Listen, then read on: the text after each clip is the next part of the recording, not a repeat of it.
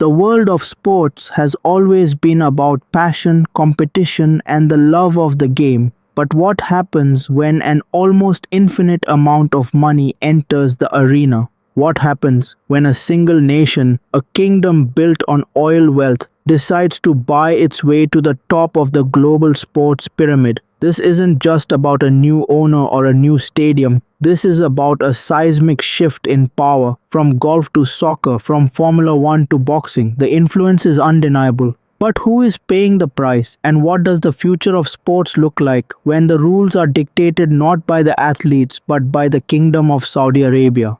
Background context. To understand the Saudi effect, you have to look at the Saudi Arabian government's long term plan known as Vision 2030. This isn't just a political strategy, it's an economic and cultural blueprint designed to wean the country off its dependency on oil. A key pillar of this plan is the Public Investment Fund (PIF), a sovereign wealth fund with an estimated value of over $700 billion. The PIF is the financial engine behind Saudi Arabia's dramatic push into global sports. Why sports? The strategy is twofold.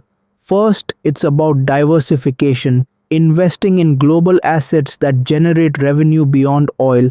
Second, and far more controversially, it's about soft power and image rebranding. This is a concept known as sports washing, using high-profile sporting events and team ownership to distract from human rights issues and improve the country's international reputation. For the Saudis, sports isn't just an investment, it's a strategic tool. The Saudi Arabian PIF hasn't just invested in one sport. They've launched a multi-front assault on the global sports landscape. Let's break down the key areas. Part A. The revolution in golf.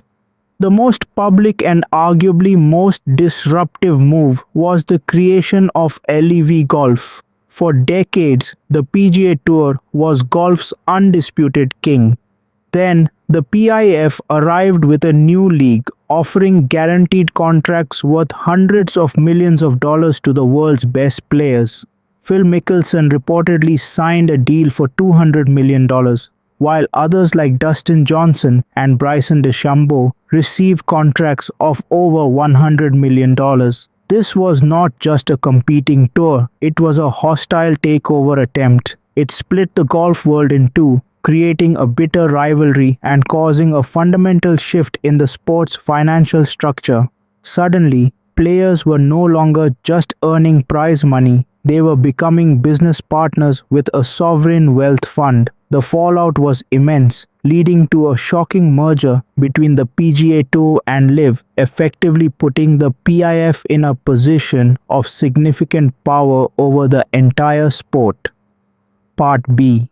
The push into football, soccer. While LIV was a bold, confrontational move, the football strategy has been more surgical and direct. The PIF took an 80% stake in Newcastle United, a historic but underperforming English Premier League club. Almost overnight, the club went from a financial struggler to one of the richest teams in the world. Their new spending power has allowed them to acquire top-tier talent, shaking up the competitive balance of the league.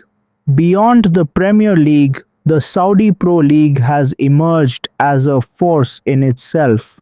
With Cristiano Ronaldo's record-breaking move in 2023, the floodgates opened.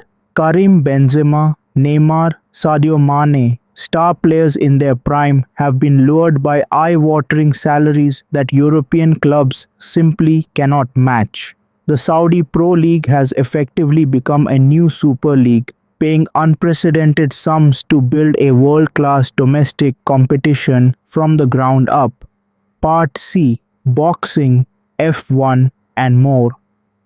The investment extends far beyond golf and football.